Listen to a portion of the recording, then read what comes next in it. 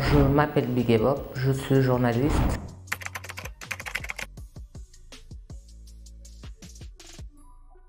Bigué Bob est une jeune femme, on va dire, d'une trentaine d'années, qui a fait ses études au lycée Kennedy où j'ai eu le bac L2. Je suis allée à la fac où j'étais inscrite à la faculté des lettres, mais au département de géographie, avant de m'orienter vers la presse, en fait. J'ai fait des études de journalisme, j'ai une licence en journalisme, un master en communication. Je suis en train de faire un master en communication et médias au CESTI.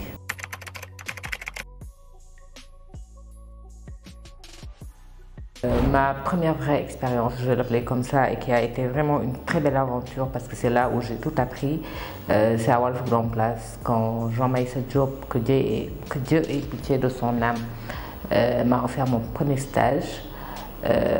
C'est là où j'ai eu vraiment un vrai épanouissement professionnel, on va dire. Je venais d'arriver, c'est vrai.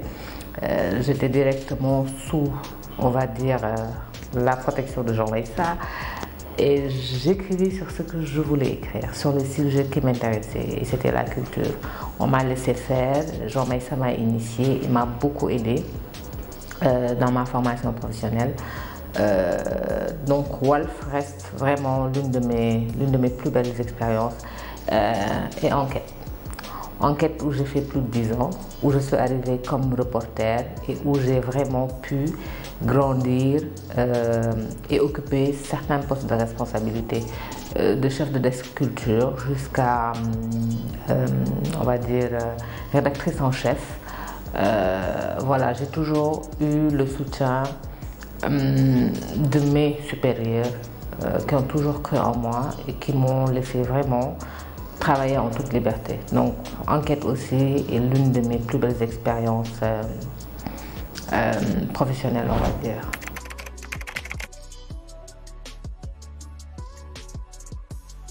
Alors, je ne dirais pas que c'est un monde autre que la presse parce que cette casquette de critique de cinéma, là, je l'utilise dans la presse parce que c'est, en tant que journaliste culturel, il nous était donné la chance de voir des films et de pouvoir écrire sur ces films-là.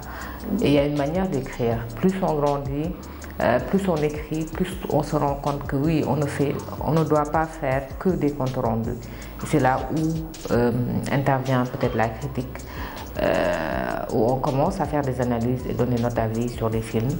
En fait, des avis argumentés, on va dire. Et c'est ça une critique.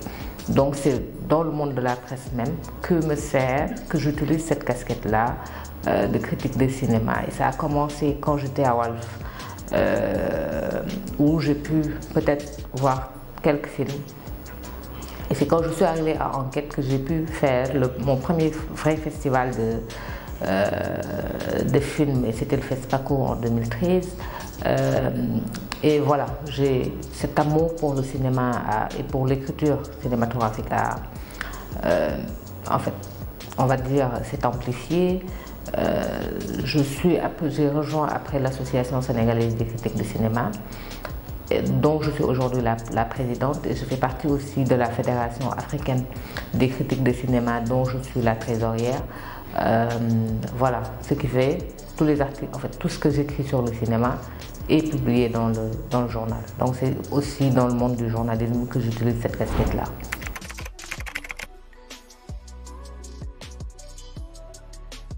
Je pense que de plus en plus, on a des femmes qui occupent des postes de responsabilité dans les rédactions. Moi, je me rappelle quand j'arrivais dans la profession, on trouvait des rédactions de presse écrite où il n'y avait pas de femmes.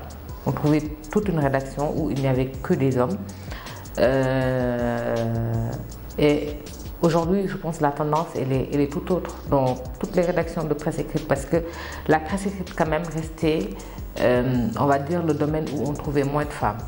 Mais aujourd'hui, ça change et on a des femmes, on a des femmes qui occupent des postes de responsabilité, que ce soit à la radio, à la télé ou en presse écrite. Donc, je pense que la tendance vraiment, elle est en train de changer. Et qu'il y a des stéréotypes et des préjugés que les femmes sont en train de démonter tous les jours.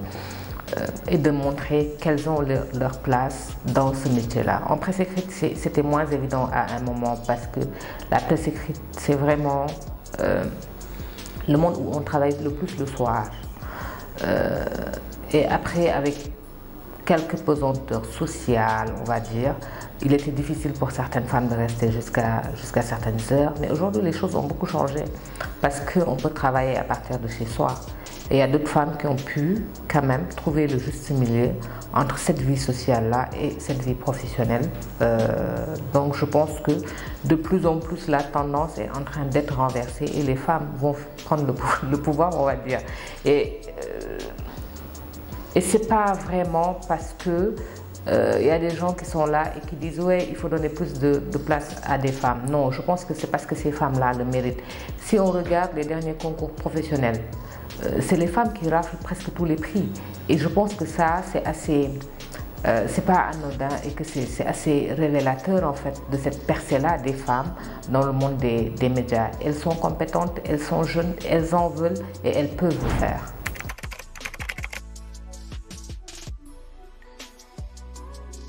Alors moi, le message que je leur lance, c'est qu'il ne faut pas qu'on vous fasse croire que vous ne pouvez pas le faire. Vous pouvez le faire.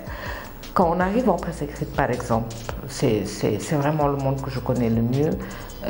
Il y a certaines remarques qui peuvent vous faire douter à des moments.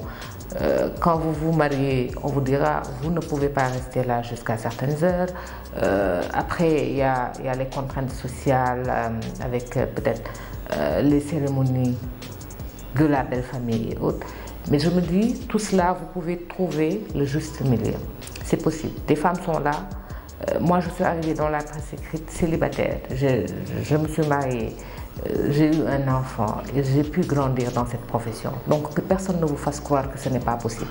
C'est bien possible de pouvoir trouver le juste milieu entre la vie sociale, une vie sociale épanouie et une vie professionnelle épanouie. C'est bien possible. Vous avez en fait, il y a de la place et vous pouvez l'occuper. Vous pouvez occuper de hautes responsabilités. C'est pas donné qu'à des hommes. Vous pouvez le faire. Que personne ne vous fasse croire le contraire. Moi, c'est ça que j'ai envie de dire à toutes mes petites sœurs qui arrivent dans cette profession-là ou qui y sont déjà.